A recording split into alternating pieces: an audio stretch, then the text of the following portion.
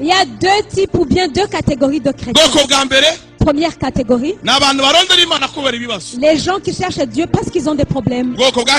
Deuxième catégorie, ils cherchent Dieu avant que les problèmes arrivent. Et Dieu les prépare pour lutter contre ces problèmes avant qu'ils arrivent.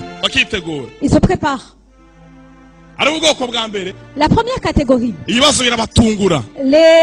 difficultés les surprennent et ne sont pas préparés. Ils ne savent pas comment s'y prendre. Et souvent, ils pêchent et ils quittent les plans de Dieu parce qu'ils ont rencontré des problèmes par surprise. Ce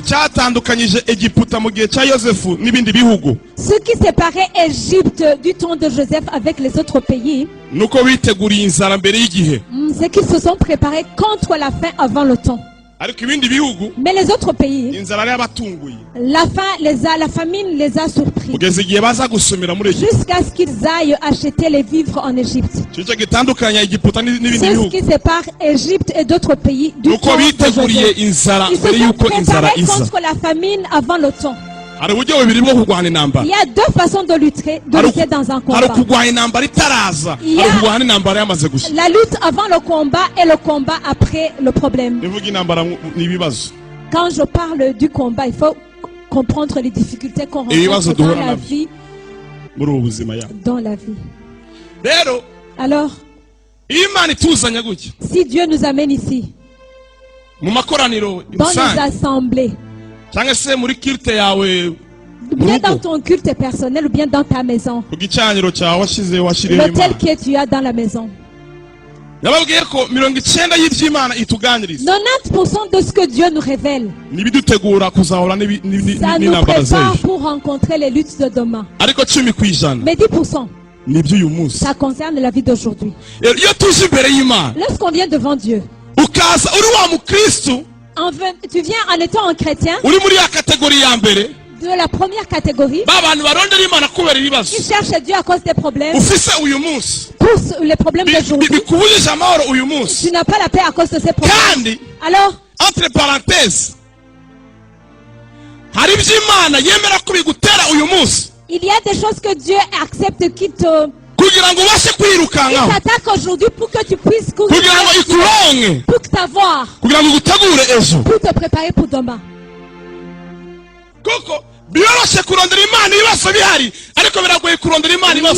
C'est difficile, c'est facile de chercher Dieu dans les problèmes, mais c'est difficile de le chercher dans les bénédictions. Amen. Il y a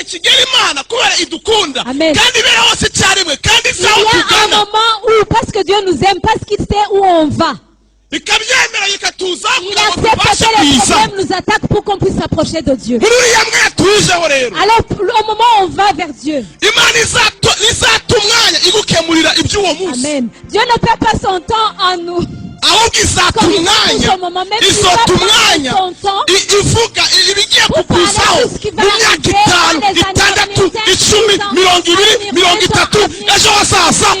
dans le temps à venir sur ta vie. C'est à ce moment que Dieu nous prépare et nous instruit.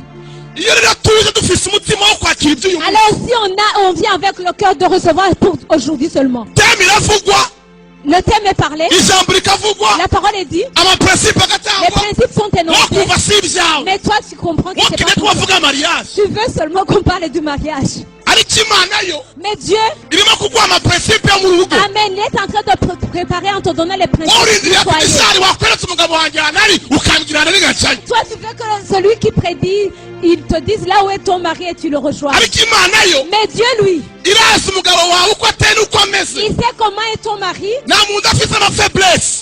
Il sait ses faiblesses. Il n'y a aucune personne qui n'a pas de faiblesse. Mais Dieu, il ne ressemble pas les gens parce qu'ils sont des saints. Mais Paul et Silas, ils n'ont pas marché ensemble parce qu'ils étaient saints. Pierre et Jean, ils avaient des qualités et des défauts. Mais dans l'amour de Dieu, parce qu'ils étaient sous les pieds de Dieu, parce qu'ils ont été instruits par Dieu, Comment construire le royaume de Dieu?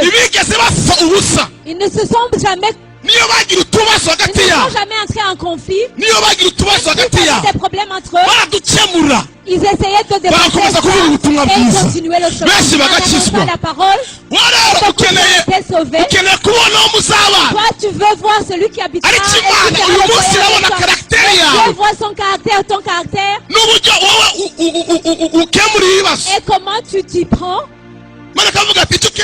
Alors Dieu dit, ce dont tu as besoin, c'est pas le voir. D'abord, il faut que tu sois préparé pour que tu vives avec lui.